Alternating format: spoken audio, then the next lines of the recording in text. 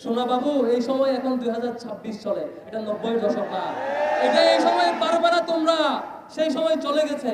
অনেক দূর পথ পাড়ি দিয়ে ছাত্রলীগকেও ছাপিয়ে গেছেন, যেটা খুব ভয়ঙ্কর ব্যাপার। যদি আপনারা গণতান্ত্রিক প্র্যাকটিসকে মূল্যায়ন করেন, সম্মান জানান, আপনারা স্বাভাবিক নীতিমালা অনুযায়ী করেন, তাহলে আপনাদেরকে সহযোগিতা করব। গত 3-4 দিন ধরে ছাত্র দলের নাটক দেখে দেখে আমি মাঝে মাঝে হাসি, আফসোস হয় ছাত্র দলের জন্য, খুব মায়া হয়।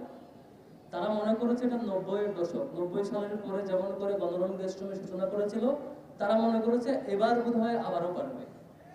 তারা মনে করেছিল 90-এর দশকে যেমন করে ন্যারেটিভ উৎপাদন করে সবকিছু নিয়ন্ত্রণ করে যেমন মন চায় তেমন করে সন্ত্রাসের রাজ্য কায়েম করেছিল, তারা ভেবেছে তেমনটা আবারও পারবে। তারা মনে করেছে ছাত্রদল প্রতিষ্ঠা হওয়ার পরে, সে জিয়াউর রহমান প্রতিষ্ঠা করার কিছুদিন পর থেকে 5 বছরের মধ্যে শত শত শিক্ষার্থীকে হত্যা করে যে পারবে, সেটা বোধহয় এবারও পারবে। ক্ষমতায় বিএনপি গেল, যাওয়ার পরে অনেক চেষ্টা করলো, 1 মাস 1.5 মাস চেষ্টা করে দেখলো বিশ্ববিদ্যালয় নয়, সারা বাংলাদেশের একটা কলেজও তারা দখল করতে পারলো না।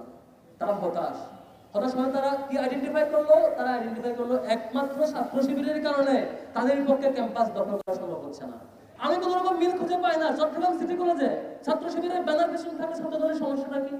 কেন এটা খুলে ফেলতে হবে? কেন ব্যানার ফেস্টুন নিয়ে বিচার দিলে অধ্যক্ষের কাছে, তারপর আক্রমণ করতে হবে?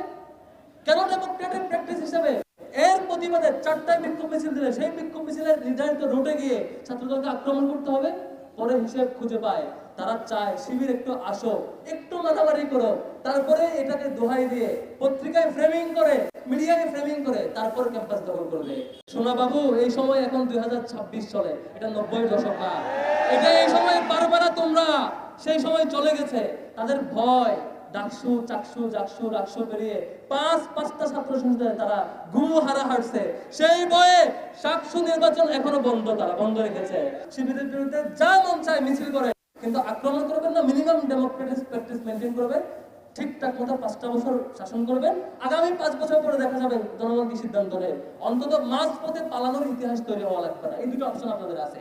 যদি আপনারা দ্বিতীয় পথ অবলম্বন করেন, যদি আপনারা গণতান্ত্রিক প্র্যাকটিসকে মূল্যায়ন করেন, সম্মান জানান, আপনারা স্বাভাবিক নীতিমালা অনুযায়ী করেন, তাহলে আপনাদেরকে সহযোগিতা করব। আর যদি বিপরীতটা করেন, জুলাইয়ে দেখেছেন আপনারা আমরা কেমন করে ফেসিবাদ বিরোধী লড়াই ছিলাম, আপনারা আমাদের সহযোগিতা ছিলেন। প্রত্যেকটা স্ট্র্যাটেজি আপনারাও জানেন, করে ফেসিবাদের ভূত ঘাট ধরে টেনে নামাইতে হয়, সেটা আপনারাও দেখেছেন। আমরা সেটা আবারও অ্যাপ্লাই করতে হইতে পারে। সুতরাং সাবধান হয়ে যান।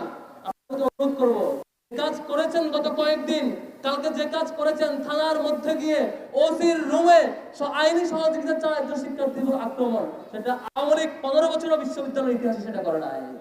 তারা করেছিল বাইরে আক্রমণ করেছে, এখানে আক্রমণ করেছে, থানার ভিতরে ওসির রুমে আক্রমণের ইতিহাস আমরা দেখি নাই। আমরা দেখি নাই সাংবাদিকদেরকে একেবারে সংঘবদ্ধ আক্রমণ করা। আপনারা অনেক দূর পথ পাড়ি দিয়ে ছাত্রলীগকেও ছাপিয়ে গেছেন, যেটা খুব ভয়ঙ্কর ব্যাপার।